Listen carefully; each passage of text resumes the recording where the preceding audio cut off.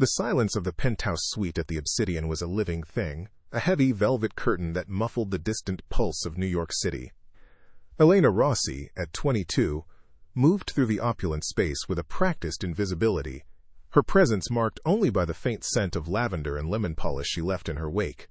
Her reflection, a fleeting ghost in the polished black marble, showed a young woman swallowed by a crisp, gray uniform. She traced the rim of a crystal glass, her fingertip leaving no print, her touch as ephemeral as her own existence. She was an expert at erasing traces of life, crumbs, smudges, stray hairs, while her own life felt like an unmade bed, a room she was forbidden to occupy. Her days were a quiet testament to the lives of others, a collection of luxurious fragments she was paid to tidy and forget. If you want to discover what shatters this fragile gilded silence, watch until the end. I invite you to subscribe to the channel and comment on where you're watching from. We continue. Her work was a ritual of precision and detachment. Each corner of a sheet was folded into a perfect, sterile triangle. Each silver utensil was aligned with geometric exactitude. This meticulous control over her environment was a stark contrast to the chaos of her own stifled heart. She saw intimacy in the careless disarray of a stranger's bed, passion in a discarded silk tie, and freedom in a half-empty bottle of champagne left on a balcony overlooking Central Park. These were relics from a world of uninhibited emotion, a universe away from her own carefully curated existence. Elena absorbed these phantom feelings, hoarding them like secrets, because they were the only proof she had that a life of unrestrained feeling was even possible, even if it was not meant for her. The most guarded secret of all, however, was her own. Her innocence, a state of being most women her age had long since shed, was not a badge of honor or a personal choice. It was a commodity, a treasure preserved under the suffocating glass of family duty and tradition. Her virginity was a heavy cloak she had worn for so long she no longer remembered the feeling of her own skin beneath it. It was a promise, a pact made for her before she could even speak, sealing her fate to a man she did not know. In the quiet moments of her day, polishing the reflections of strangers, she would often wonder what it would feel like to be touched not as a transaction, but out of a simple, uncalculated desire. The thought was a dangerous spark she quickly learned to extinguish. This sense of obligation was woven into the very fabric of her home in Queens. The Rossi household, once filled with the warm, boisterous sounds of a thriving family, now hummed with a low, constant thrum of anxiety. Their neighborhood restaurant, La Lanterna, was failing, its faded checkered tablecloths and sputtering neon sign a monument to a dying dream. The aroma of her mother's simmering tomato sauce, a scent that once meant comfort, was now laced with the bitterness of desperation.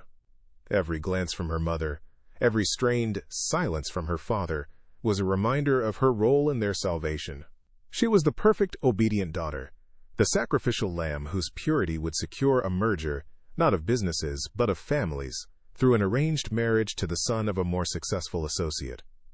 Buried beneath the weight of familial duty was a dream so fragile she barely dared to give it a name.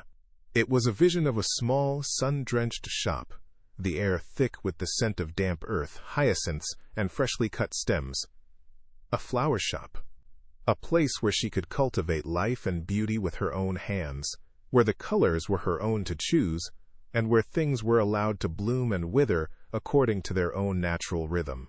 This secret garden in her mind was her only true sanctuary, a place where she wasn't a daughter, a housekeeper, or a future wife, but simply Elena. But with each passing day, as the pressure from her family mounted, she could feel the petals of this dream browning at the edges, withering from a lack of light and hope. The daily commute on the subway was a journey between two cages.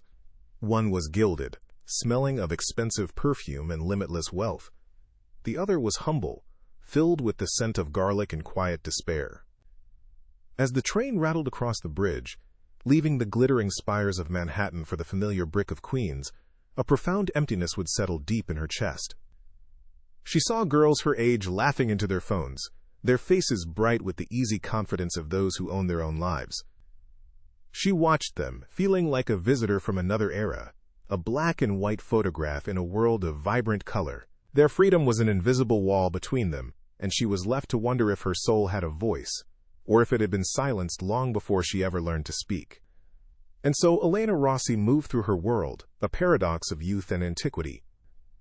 She was a silent observer, a keeper of other people's secrets, while her own heart remained an undiscovered country. Her life was a carefully constructed narrative of obligation, a predictable story with a predetermined end. She was trapped by her innocence, defined by her duty, and haunted by a deep, unnameable longing for a life she was convinced she would never get to live.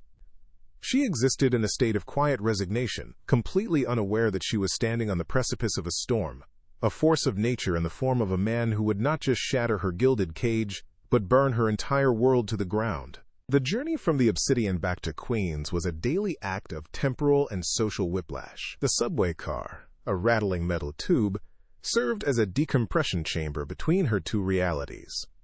As the train emerged from the tunnel, the glittering, vertical ambition of Manhattan was replaced by the sprawling, horizontal persistence of the outer boroughs. The air that greeted her upon exiting the station was different. Thicker, layered with the smells of sizzling onions from a street vendor, damp pavement, and the faint, sweet decay of autumn leaves. Here, she was not the silent, efficient ghost of a five-star hotel. She was Elena Rossi, a name that carried the heavy, woolen blanket of history and expectation. Every familiar crack in the sidewalk, every faded awning, was a reminder of the life that had been laid out for her long before she took her first breath. At the heart of her world, and its slow collapse, was La Lanterna. The family restaurant was a museum of a more prosperous time. The red and white checkered tablecloths were frayed at the edges. The Chianti bottles holding dripping candles were more wax than glass, and the once vibrant murals of the Amalfi Coast had faded to a jaundiced yellow. The scent of her mother's legendary marinara sauce still hung in the air, but it was a ghost of its former glory, unable to mask the underlying scent of stale wine and financial anxiety. Elena would help clear the few occupied tables, her movements quiet and precise, a skill honed in a much grander setting. She watched her parents move through the near-empty room, their smiles for the few remaining customers as brittle as the breadsticks in their baskets. Her mother, Maria, ruled their small domestic kingdom with a will of iron forged in tradition and fear. Her love was a tangible, heavy thing, a meal that was always too much, a sweater knitted too tightly. In the evenings, Maria's eyes would follow Elena around the small apartment above the restaurant, her gaze a constant, silent appraisal. She would speak of the Moretti family, their success, their fine son Lorenzo, her words weaving a net of obligation around Elena. "A good girl secures her family's future," she'd say, her hands busy kneading dough, as if molding Elena's destiny alongside the bread. It was never a question, always a statement of fact. Elena's compliance was as essential an ingredient to their survival as the flour and yeast on the counter. Her father, Antonio, was a man slowly being erased by failure. Where Maria fought with words and pointed silences, Antonio retreated into a world of quiet, weary defeat. He spent his nights hunched over a ledger at a corner table in the empty restaurant, the dim light casting deep shadows across his face, making him look older than his years. He rarely spoke of the debts or the impending failure, but Elena felt his shame in the way he avoided her eyes, in the tremor of his hand as he accepted the meager earnings she brought home from the hotel. His silence was a different kind of pressure, a crushing weight of unspoken disappointment. He was a good man, broken by a world he no longer understood, and in his tired eyes, Elena saw the terrible price of her own potential defiance. The name Lorenzo Moretti was a constant, low hum beneath the surface of every family conversation. Elena had only met him once, years ago, a boy with slicked-back hair and an easy, unearned confidence. Now he was spoken of as a savior, the key to a strategic alliance that would absorb La Lanterna's debts and secure their future. The arrangement was discussed in hushed, serious tones between her parents after they believed she was asleep. But the thin walls of the apartment carried every word. They spoke of her purity, her quiet nature, her obedience, as if they were listing the features of a car for sale. She was not a daughter to be married. She was an asset to be liquidated, and the thought left a cold, metallic taste in her mouth. In a small act of secret rebellion, Elena began to hoard beauty. A single, perfect gardenia purchased with her tip money, its scent a startling, exotic perfume in her small, plain room. A smooth, gray stone found on her walk home, its texture a comfort in her palm. A book of poetry, its pages filled with words of passion and freedom that felt illicit and dangerous. These were tiny, insignificant things, but they were hers alone. They were fragments of the life she dreamed of. A life where beauty was not a commodity, but a simple, profound joy.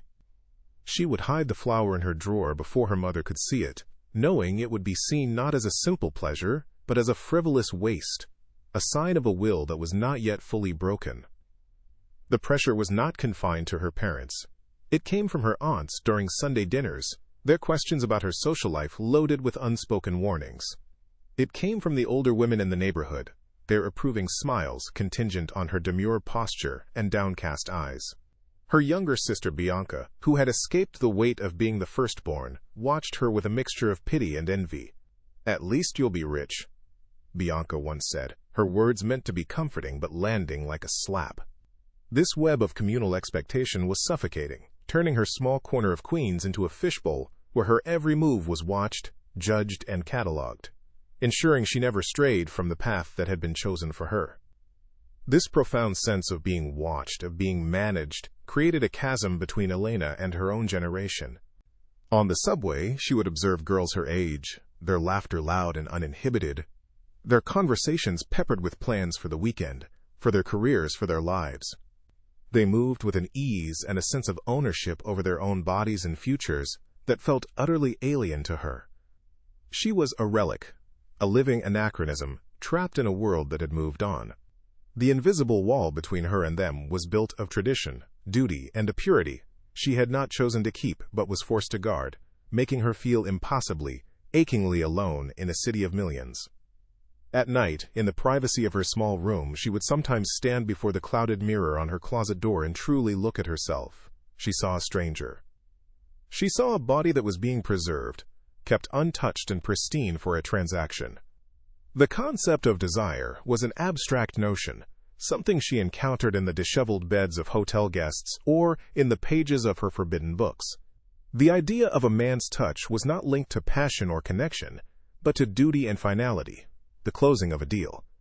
She would trace the line of her own collarbone, her touch light and questioning, wondering what it would feel like to be seen not as a symbol or a solution, but simply as a woman. The lights of the Manhattan skyline, a distant, glittering promise on the horizon, were a nightly torment. She could see the towers from her bedroom window, including the dark, imposing silhouette of the Obsidian itself. It was a world of power, freedom, and choice that she serviced daily, but could never inhabit. It was the source of the money that kept her family barely afloat, and simultaneously, a constant, shimmering reminder of everything she was being denied. The city was a vast, open expanse, yet her own world felt like it was shrinking with each passing day, the walls of her gilded cage and her humble prison closing in, squeezing the very air from her lungs until she could barely breathe. The name Marco Verratti was a ghost that haunted the gilded halls of the Obsidian. He was not a guest. He was a permanent fixture, a phantom who occupied the entire top floor, a space referred to by the staff in hushed tones simply as the Summit. No one saw him come or go. His food was delivered to a private service elevator, his affairs conducted through a severe-looking personal assistant, and his presence was felt only as a pressure in the air, a silent, brooding authority that permeated the entire building. Whispers painted him as a recluse, a ruthless financier who had devoured corporations whole, leaving ruin in his wake. He was less a man than a legend, a modern-day king ruling from a sterile, glass fortress in the sky, shielded from the touch and contamination of the world below. The assignment came on a Tuesday morning, delivered by her supervisor, Mrs. Gable, a woman whose face was a permanent mask of stern disapproval. "Rossi, you're being reassigned. The Summit." The words hung in the air of the bustling linen closet, silencing the usual chatter of the housekeeping staff. Every other maid froze, their eyes darting towards Elena with a mixture of awe and pity. To be assigned to Marco Verratti was not a promotion, it was a sentence. It meant absolute perfection, invisibility, and adherence to a list of protocols that were notoriously impossible. It meant entering the lion's den. Lena's heart hammered against her ribs, a frantic bird in a cage. She could only nod, her throat too tight to form a word. as she accepted the unique, unmarked keycard that felt as heavy as a block of iron in her trembling hand. The journey to the penthouse was a silent, unnerving ascent. A private, wood-paneled elevator, accessible only with her new keycard, carried her upwards, leaving the familiar hum of the hotel far below. The smooth, frictionless ride was a stark contrast to the rattling chaos of her daily subway commute. Here, there was only a low electronic hum and the sight of the floor numbers climbing rapidly. With each ascending floor, the pressure in her ears built, a physical manifestation of the crushing anxiety in her chest. She was rising above the city, above everything she knew, into a rarefied atmosphere where the rules of her world no longer applied. She clutched her cleaning caddy like a shield, its familiar scent of lemon and ammonia, a flimsy anchor to reality in this gilded box rocketing towards the unknown. The elevator doors opened not into a hallway but directly into the cavernous living space of the penthouse. The sheer scale and emptiness of it stole her breath. It was nothing like the lavish, over-decorated suites she was used to. This was a shrine to minimalism and power. Floors of polished black granite reflected the gray sky like a dark, still lake. The furniture was sparse, angular, and brutally modern. A long black leather sofa, a single chrome armchair, a glass table that seemed to float in the air. There were no photographs, no books, no personal clutter of any kind. It was less a home and more a corporate headquarters, or a modern art gallery displaying only emptiness. The entire western wall was a sheet of seamless glass, revealing a breathtaking, godlike view of Manhattan spread out below like a conquered map. And there, standing before the window, was the man himself, Marco Verratti. He was on the phone, his back to her, a tall, severe silhouette against the sprawling city. His suit was dark, impeccably tailored, and seemed to absorb the light around him. He didn't gesture as he spoke. His stillness was absolute, commanding. His voice, though low, carried across the vast, silent room, each word clipped and precise, like shards of ice. Elena couldn't make out the language, but the tone was unmistakable. It was the sound of command, of dismissal, of a decision being rendered with the finality of a guillotine. He was not speaking to a person. He was issuing a verdict. She felt a primal urge to retreat, to become invisible, to melt back into the elevator before that cold, authoritative presence turned its attention to her. She had just begun to move silently towards the far side of the room, her rubber-soled shoes making no sound on the stone, when the impossible happened. A sharp crack, like a bullwhip, echoed through the suite, and a small, perfectly round hole bloomed in the glass wall not 5 feet from where Marco stood. The city view fractured into a spiderweb of crystalline cracks. Before Elena could even process the sound, 2 men dressed in black tactical gear burst through a side door she hadn't even noticed, their movements swift and silent. Simultaneously, another figure, a man in a waiter's uniform, lunged from the shadows near the service entrance, a weapon glinting in his hand. The sterile silence of the penthouse was violently, irrevocably shattered, replaced by a sudden, terrifying tableau of imminent violence. Elena's world narrowed to a single, panicked point of focus. Her training, her ingrained instinct for order and preservation, was completely overwhelmed by a primal surge of fear. Her mind went blank. Her body, however, acted on its own. Her hand, moving with a speed she didn't know it possessed, shot out and swept a large cobalt-blue ceramic vase from its pedestal. The piece was undoubtedly priceless, a splash of vibrant color in the monochromatic room. It arced through the air for a split second, a beautiful, suspended moment of defiance, before it crashed against the granite floor with a deafening explosive shatter.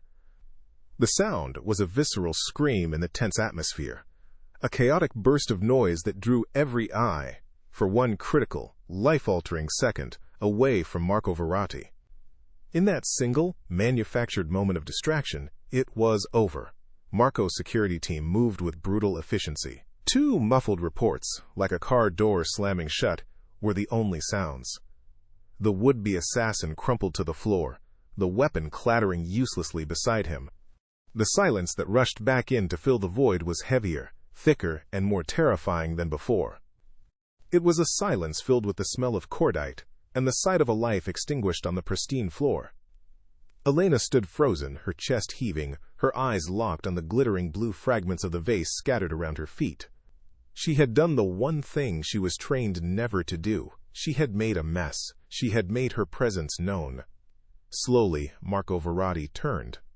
The security team was already moving, efficiently and quietly dealing with the body, but he paid them no mind. His entire, formidable attention was now focused solely on her. He was taller than she had imagined, and his face was a study in harsh, beautiful lines. A strong jaw, a straight nose, and eyes so dark they seemed to pull all the light from the room and give nothing back. There was no gratitude in his expression, no relief, not even anger. What she saw in his gaze was a cold, unnerving curiosity. He looked at her not as a person who had just inadvertently saved his life, but as a complex, unexpected variable that had suddenly appeared in a meticulously controlled equation. He walked towards her, his expensive leather shoes making no sound on the stone. He did not look at the fallen man or the cracked window. His dark eyes remained locked on hers, and she felt pinned by their intensity, unable to breathe, unable to move. He stopped just before the field of shattered porcelain, the blue fragments a stark border between them. He looked down at the mess, then back up at her, his gaze finally dropping to her hands, which were still raised slightly, trembling in the aftermath of her instinctive act of destruction. The air crackled with a tension that was entirely different from the violence that had just occurred. It was something quieter, more personal, and infinitely more dangerous. He was assessing her, peeling back the layers of her uniform, her fear, her very being, with that piercing, analytical stare.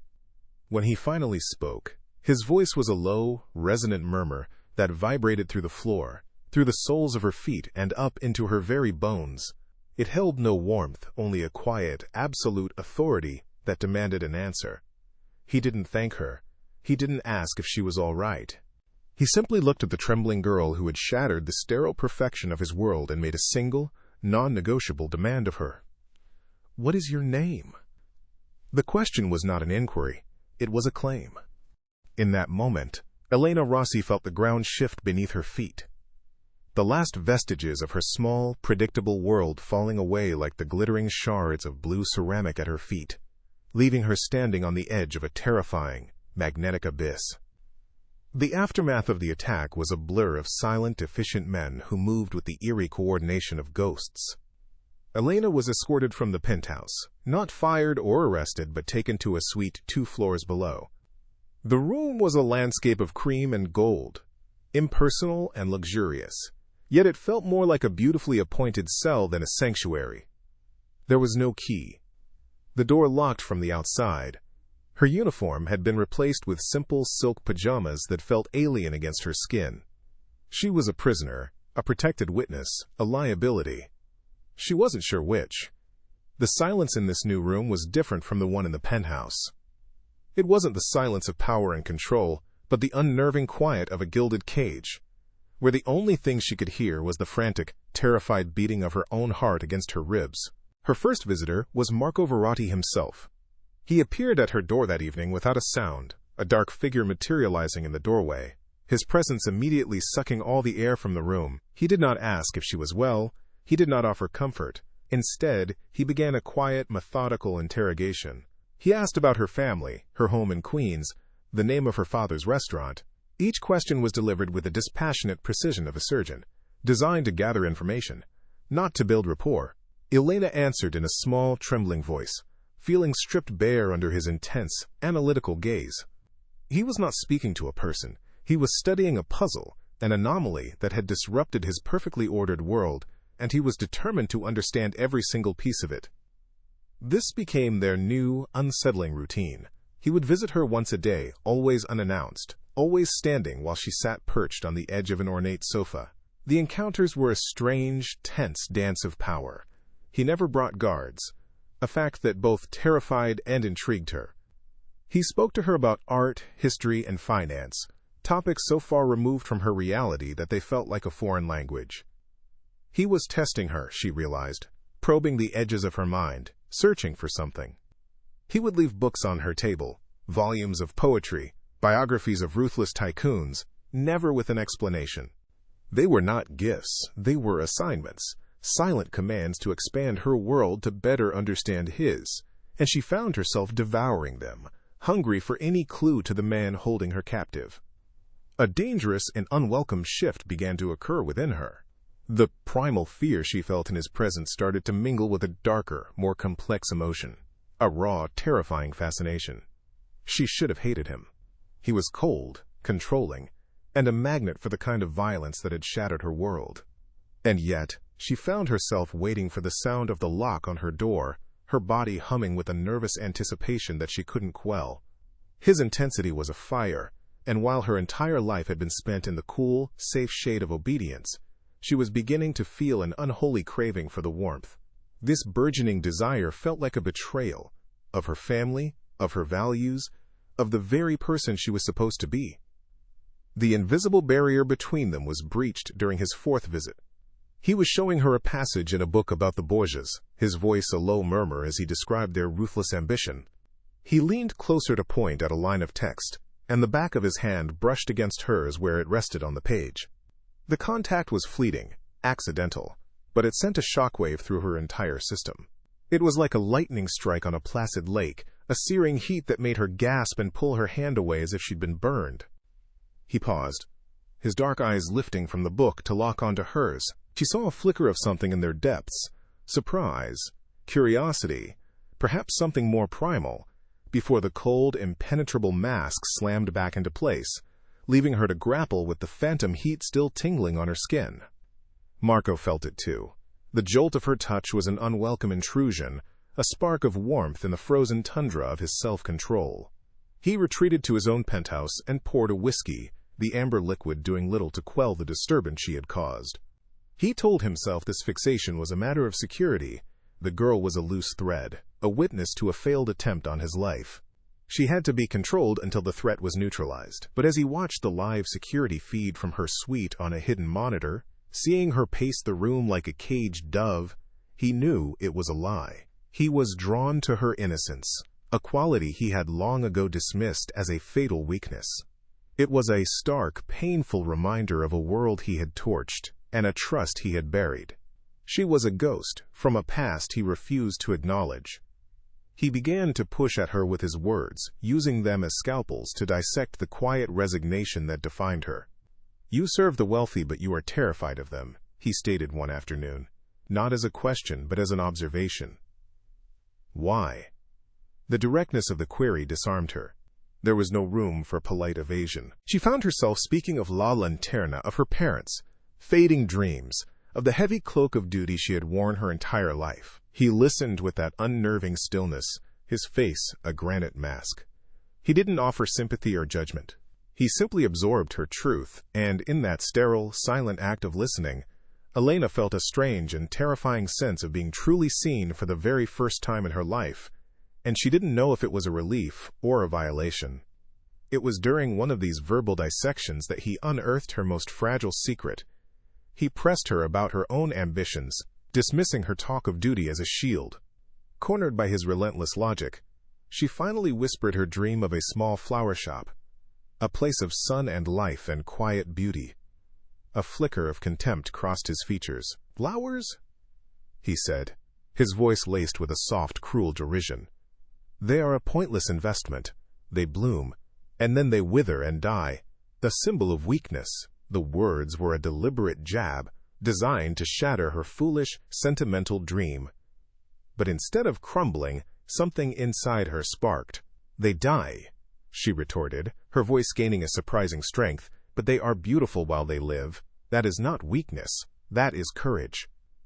The next day she awoke to a miracle and a threat. Her suite was no longer a golden cage, it had been transformed into a lush, fragrant jungle.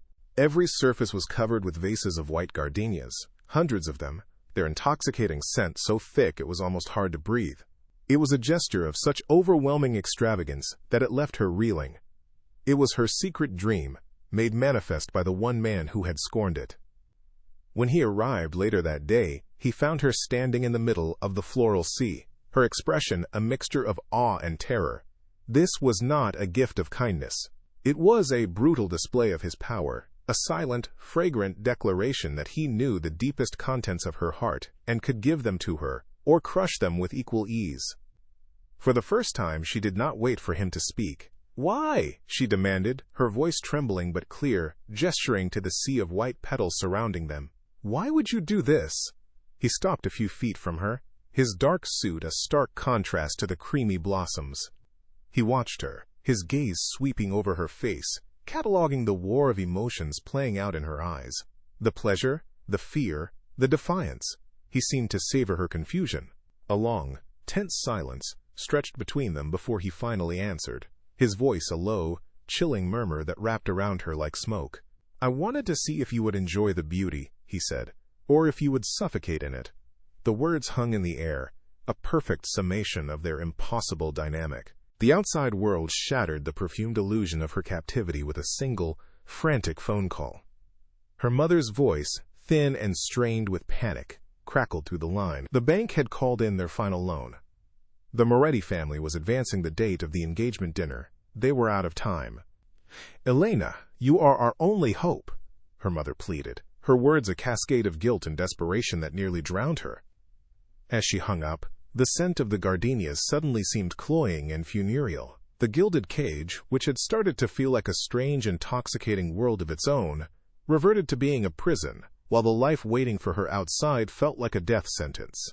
There was no escape, only different forms of ruin. Marco watched her from the doorway, having entered silently during the call. He had heard everything. He saw the color drain from her face, the way her body trembled, as the weight of her family's desperation crashed back down upon her. The cold, calculating part of his mind, the part that had built an empire, recognized the moment instantly. This was leverage. This was the key to securing her absolute compliance, to settling the debt of his life that she now owed him. But another, deeper part of him, a vestige of a man he had killed long ago, felt an unfamiliar and unwelcome pang. It was the shadow of an emotion he refused to name, a protective instinct that he immediately and violently crushed beneath the heel of his ambition. She was a tool, nothing more. The air in the room grew thick, charged with her despair and his silent predatory assessment. She was no longer looking at the flowers. She was staring out the vast window at the city below, a landscape of infinite possibilities that were all closed to her. He moved to stand behind her, his presence a wall of heat at her back. He was so close, she could feel the fine wool of his suit jacket brush against her shoulder blades, smell the clean, sharp scent of his cologne. He said nothing. He did not touch her. But his proximity was an overwhelming physical statement, a silent assertion of his control over the space, over the situation, and over her. It was both a threat and, terrifyingly, a strange form of comfort in her utter isolation. Slowly, as if in a trance, she turned to face him. She was trapped, her back pressed against the cold glass of the window, the endless city falling away behind her. For the first time, she did not look away from his eyes. She held his gaze, her fear momentarily eclipsed by a desperate need to understand the man who was systematically dismantling her world. And in that moment she saw it. Beneath the layers of cold fury and ruthless control, deep in the obsidian darkness of his pupils, was a profound and aching loneliness. It was a desolation so vast it mirrored the endless chasm of the city at her back. She realized with a dizzying certainty that his gilded cage was just as inescapable as hers, only infinitely larger and more empty. This silent, shared recognition of their mutual imprisonment shattered the last of her defenses. He saw the shift in her eyes, the flicker of understanding, of an impossible empathy. Acting on an impulse he hadn't felt in a decade, he lifted his hand, his movements slow, deliberate. His thumb came to rest on her cheek, the calloused skin, a startling contrast to her own. He gently brushed away a single tear that had escaped her eye. The touch was not one of possession or power. It was shockingly, devastatingly gentle. That small, tender gesture was her undoing. A choked sob broke from her lips, a raw, ragged sound of grief for her lost future, her trapped family, and the beautiful broken man who was destined to destroy her. The sound of her sob was like a physical blow. Marco snatched his hand back as if her skin had burned him, the brief, fragile connection instantly severed. The mask of cold, impenetrable control slammed back into place, his features hardening into granite. The moment of weakness was over. He saw her, broken and vulnerable before him, and the strategist, the predator, took complete control. He had found her breaking point. He had found the currency that mattered more to her than her own safety. He now knew exactly what he had to do to settle the debt she owed him, to bind her to him, and to finally put an end to the chaos she had introduced into his life. He had found the perfect terms for their transaction. He turned away from her, putting a deliberate, chilling distance between them. The fleeting warmth in his expression was gone, replaced by the cool, transactional tone of a businessman about to close a deal. His back was to her when he spoke, his voice leaving no room for argument. "My car will be waiting for you in 1 hour. You will meet me in my office at the Variety building." He paused, letting the command settle in the silent, flower-filled room. "We have terms to discuss regarding your family's debt." The words were not an offer of help. They were a summons. Elena was left alone, trembling amidst the dying gardenias, her heart a war zone between a terrifying new desire and the suffocating duty she could no longer bear. She knew with a certainty that froze her to the bone that she was walking toward a choice that would save her family by destroying her completely. The journey from her suite to his was not a walk down a corridor. It was the crossing of a final, irrevocable boundary. Each step Elena took on the plush, silent carpet was a deliberate severing of a tie to her old life. The obedient daughter, the quiet housekeeper, the preserved bride-to-be, she was leaving them all behind with every footfall. A cold, terrifying clarity had settled in her heart, displacing the storm of panic that had raged there for days. This was not submission. This was a choice, a desperate, ugly, and powerful act of self-preservation, disguised as sacrifice. She was no longer being sold. She was walking into the Variety building, into his office, to negotiate the terms of her own sale. This was her one and only move in a game where she had always been a pawn, and she would make it with her eyes wide open. He was waiting for her, not in his penthouse, but in the stark, cavernous office at the pinnacle of the Variety Tower. The room was a declaration of war against sentimentality. Black marble, chrome, and a wall of glass that showcased a city of glittering conquests. He stood before the window, a silhouette against the night, turning as she entered. He did not offer her a seat. He did not speak. He simply watched her approach, his dark eyes stripping away the simple dress she wore, searching for the fear, the hesitation, the last vestiges of the girl she was supposed to be. But Elena met his gaze, her chin held high, her hands clasped before her to still their trembling. Her silence was her answer. Her presence in this room, at this hour, was her signature on their unspoken, unholy contract. The air was thick with the weight of her surrender. Without a word, he led her from the office through a private door and into his personal chambers. The transition was jarring. The bedroom was as vast and impersonal as the office, dominated by a large, unadorned bed draped in severe gray linens. There were no photographs, no books, no signs of life beyond the man himself. It was the sleeping quarters of a ghost, a monk, or a king in exile. The only warmth came from the city lights bleeding through the floor-to-ceiling windows, turning the cold surfaces into a landscape of shadow and muted gold. He stopped in the center of the room, turning to face her, the space between them charged with a violent, unspoken energy. This was not a sanctuary for intimacy. It was a sterile stage, an altar prepared for a ritual sacrifice, and she was the willing offering. "Take it off," he commanded, his voice a low, rough sound that was a physical touch in the silent room. The order was not cruel, merely factual, the final step in their transaction.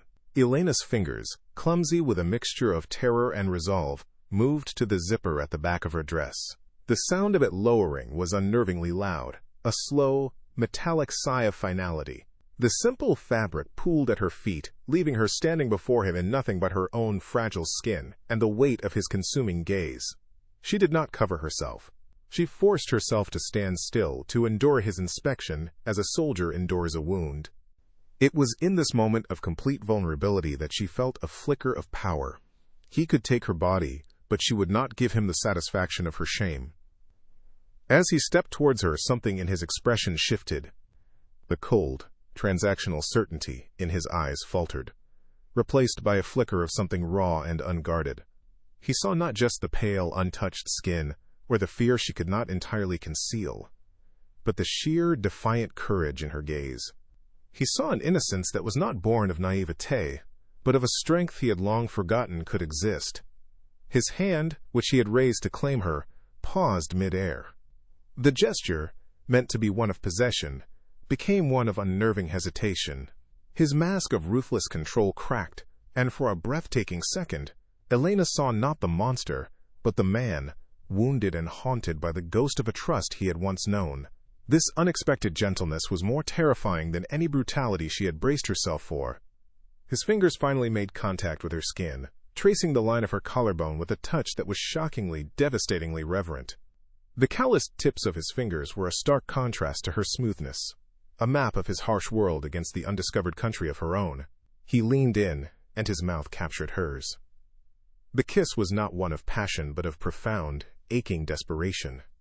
It was a brand, a seal, a desperate attempt to taste a purity he believed he had lost forever. The flavor of expensive whiskey and a deep, bottomless loneliness flooded her senses. It was a kiss that broke her and, in the same moment, awakened a dark, dormant part of her soul that responded to his pain with a terrifying, magnetic pull she was powerless to resist. He lifted her into his arms and carried her to the bed as if she were made of glass. The sheets were cold against her back, a final shock before the searing heat of his body covered hers. The act itself was a storm, a collision of his desperate need and her trembling surrender. The pain was a sharp, clarifying reality, a tearing away of the veil that had separated her from the raw, brutal truth of the world. It was the death of the girl from Queens, the final, violent erasure of a life that had never truly been her own. But through the pain, a strange and disorienting wave of sensation began to build, a current of pure, unadulterated feeling that was so intense it bordered on oblivion. She was being shattered, broken down to her very essence, and she clung to him as the only solid thing in her collapsing universe. In the midst of the storm, his control finally, completely fractured. A guttural sound, something between a curse and a sob, was torn from his throat. His eyes, which had been fixed on her with a burning intensity, squeezed shut, and a single, perfect tear escaped, tracing a path through the dark stubble on his cheek. His movements became less about possession, and more about a desperate, frantic seeking. He buried his face in the crook of her neck, his body shuddering with a silent, violent grief. He was not with her in that moment. He was with a ghost, exorcising a demon from his past onto the altar of her innocence. Elena felt the shift with a dizzying clarity. She was not just a debt being settled, she was a penance, an absolution, and a punishment, all in one. When it was over, the silence that descended was absolute and crushing. He pulled away from her instantly, the brief, violent connection severed as cleanly as a cut cord. The warmth of his body was replaced by the chilling air of the room, and she felt a profound and terrible emptiness. He sat on the edge of the bed, his back to her, his powerful shoulders slumped in a posture of utter defeat. The mask of the ruthless magnate was gone, leaving only the stark silhouette of a broken man. Elena lay on the cold sheets, her body aching, feeling strangely hollowed out and calm. She had crossed the river, and there was no going back. The woman who had walked into this room was gone forever, and she did not yet know the stranger who had been born in her place. He stood without looking at her, pulling on his trousers with a mechanical efficiency. The vulnerability was gone, locked away behind a wall of ice thicker and colder than before. He walked to the window, his back, a rigid line of dismissal, once again a king surveying his domain. "It is done," he said, his voice flat, devoid of any emotion. "Your family's restaurant is secure. The engagement is a memory. You are free." The words, which should have been a liberation, landed like a death sentence. He had given her everything she thought she wanted, but he had taken something she never knew she had. He left the room without a backward glance, leaving Elena alone in the vast, silent darkness, a ghost in his bed, finally and completely unbound, and more trapped than she had ever been in her life. The dawn that broke over Manhattan was the color of a fresh bruise, a sickly purple and yellow that bled through the vast windows of the penthouse. Elena awoke to an absolute stillness, a silence so profound it felt like the absence of God. The other side of the bed was a cold, undisturbed expanse of gray linen. The only trace of him was a faint, lingering scent of whiskey and expensive soap on the pillow next to her. A ghost of the intimacy that had shattered her. She was free. The word was a hollow, echoing chamber in her mind. He had kept his promise, but the freedom felt like a desolation, a vast, empty landscape where she had been left to die alone. She felt a phantom ache deep within her, a wound that had no name, marking the place where her old self had been violently excised. The journey back to Queens was a descent into a familiar hell that now felt entirely alien. The rattling subway car, once a symbol of her oppressive commute, was now a vessel of ghosts. Every laughing girl, every couple holding hands, seemed to be from another species, their simple joys a language she no longer understood. She watched her own reflection in the darkened window as the train plunged into the tunnel, a pale, hollow-eyed stranger looking back at her. The city outside was the same, the rhythm of life unchanged, but she was a discordant note in the symphony. She had traded one cage for another, an invisible one, made of a shame and knowledge that isolated her more completely than any locked door ever could. She felt marked, a secret tattooed on her soul that everyone could somehow see. She walked into La Lanterna to the sight of her mother weeping with relief into her father's arms. A crisp letter from a law firm sat on the counter, its clinical language announcing the anonymous settlement of all their debts. Her parents rushed to embrace her, their hands patting her back, their voices thick with gratitude and a desperate, willful ignorance. They did not ask where she had been. They did not ask how this miracle had occurred. They saw only the solution, refusing to look at the cost. Their relief was a suffocating blanket, their averted eyes a more profound rejection than any accusation. In their joy, Elena saw the true depth of her sacrifice. She had saved them, but in doing so, she had become a secret they would forever keep from themselves, and she had never felt more alone. Back in her childhood bedroom, the small space felt like a museum exhibit of a girl who no longer existed. The simple floral wallpaper, the worn stuffed bear on her pillow, the stack of romance novels on her nightstand, they were all artifacts from another life. She stood before the clouded mirror and saw not a victim, but a survivor of a shipwreck, washed ashore on an unknown continent. The shame was a physical weight, a hot, coiling thing in her gut. But beneath it, something else was stirring. A cold, hard kernel of resolve. She had not been a passive sacrifice. She had walked into that tower, made a choice, and endured the consequences. The pain had burned away the obedient daughter, and in the ashes, a new and terrifying strength was beginning to take root. Marco Verratti stood in the sterile silence of his own penthouse, a glass of Macallan in his hand, and felt nothing. The transaction was complete. The debt was settled. The anomaly that was Elena Rossi had been dealt with, contained, and dismissed. He had reasserted control. Yet the victory was as hollow as a drum. The memory of her, not of the act itself but of the single tear that had tracked down his own cheek, was a brand on his consciousness. He had sought to exorcise the ghost of a past betrayal by shattering her innocence. But all he had done was create a new one. Her scent seemed to linger in the air. Her quiet defiance echoed in the vast, empty rooms. He had won, but the spoils of his victory were a profound and suffocating emptiness. In the days that followed, he became a creature of pure destructive force.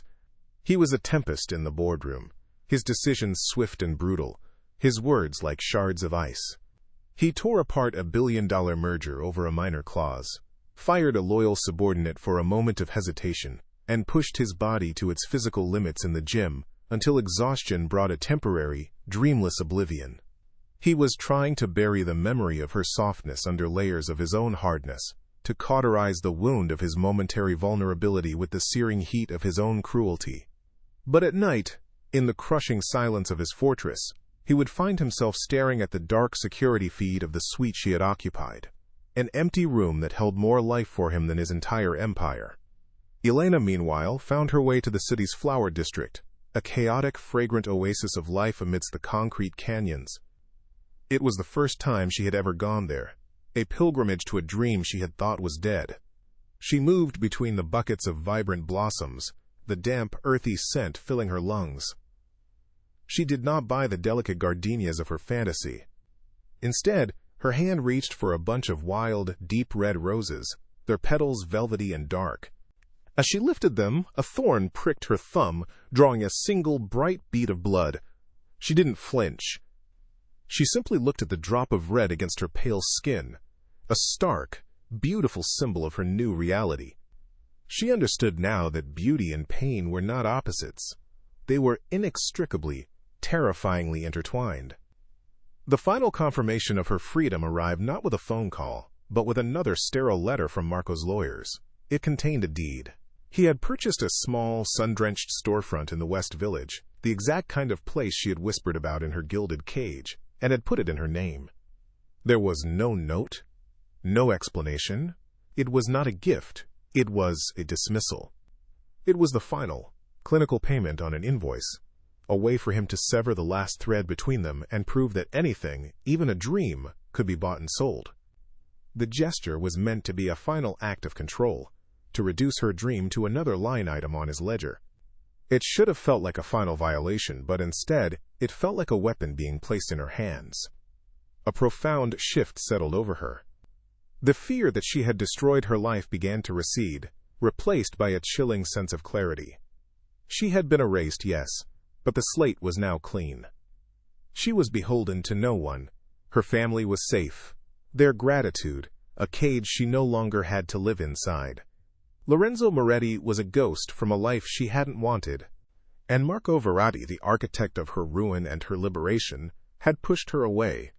She was utterly terrifyingly alone, and in that solitude she found the first fragile breath of true freedom. She looked at the deed in her hand, her name printed in stark black ink, and understood. He had intended it as a final insult, but she would make it her beginning. From her small window in Queens, Elena looked across the river at the glittering spires of Manhattan. The skyline was no longer a symbol of a world she couldn't have. It was a challenge. She saw the dark, imposing silhouette of the Verratti Tower, and felt not fear, but a cold, burning flicker of something akin to rage. Miles away, in the penthouse at the very top of that tower, Marco stood before his own window, staring out at the same city.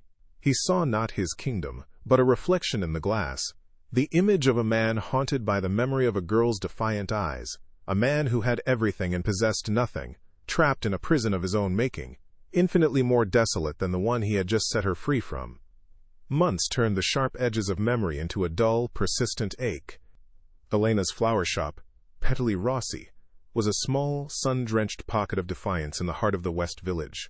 The air inside was thick with the scent of damp earth, hyacinths, and the spicy perfume of carnations, a world of her own creation. Her hands, once trained to erase all traces of life, were now perpetually smudged with soil, coaxing life from dormant seeds.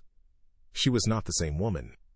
The timid girl from Queens was gone, burned away in a single night of fire and ice. In her place was someone quieter, stronger, with a sadness in her eyes that only made her newfound resolve more profound. She had built a paradise from the price of her soul, and every beautiful, blooming thing was a testament to the fact that she had survived him. Marco Verratti watched her from the sterile confines of his sky-bound prison. He had access to every security camera on her block, a silent, digital ghost haunting the edges of her new life. He saw her arranging bouquets with a fierce artistic concentration, her brow furrowed in a way he had never seen before. He saw her smile at customers, a small, guarded thing that never quite reached her eyes. He had meant to erase her, to file her away as a debt settled, but she had become his obsession, his penance. He had given her a cage of flowers, and she had turned it into a fortress of beauty and life, a vibrant, thriving world just beyond his reach. The sight of her, so alive amidst the colors and fragrances, made his own world of gray steel and silent numbers feel like a mausoleum. One evening, as a violent thunderstorm broke over the city, a courier delivered a single, long box to her shop just as she was locking up. Inside, nestled on a bed of black satin, was a single, perfect white gardenia. It was not like the ones he had flooded her suite with. This one was a rare, genetically engineered varietal, famously and unnaturally thornless. There was no card, no message, But the intoxicating scent that filled her small shop was his signature. It was a ghost, a memory, a question.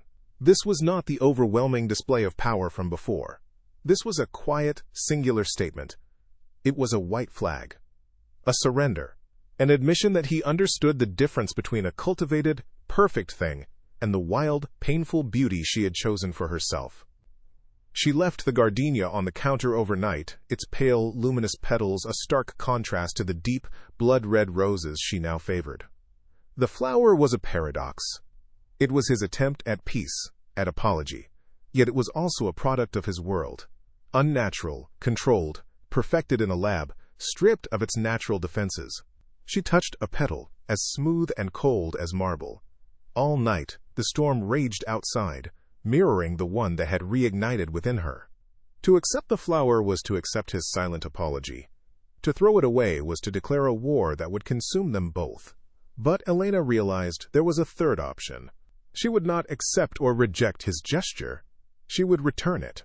She would face him, not with anger or forgiveness, but with the simple, undeniable truth of who she now was. The next morning, she walked into the lobby of the Obsidian holding the single white flower. She was not dressed in a uniform, but in a simple black dress, her hair unbound. She did not need a key card. At the front desk, she simply stated her name, and a silent, knowing look from the concierge was all it took for the private elevator to be summoned. She found him on the rooftop observatory, a place open to the public, a place he would never normally be. He was standing in the cold, morning light, the city still wet from the night storm.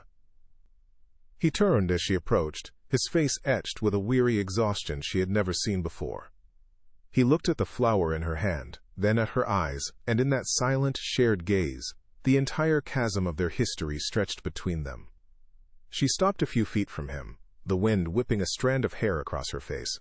She held out the gardenia. "You forgot this," she said, her voice clear and steady, devoid of the tremor he remembered. It was not an accusation, nor was it an absolution. It was simply a fact. He was the one who belonged to a world without thorns, not her.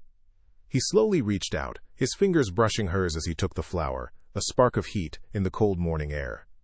His eyes, for the first time, were stripped of their power and rage, leaving only a vast, aching vulnerability.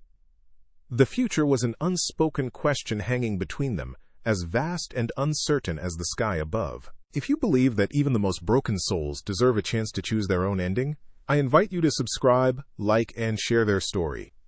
Comment below and tell us what you think her next words should be.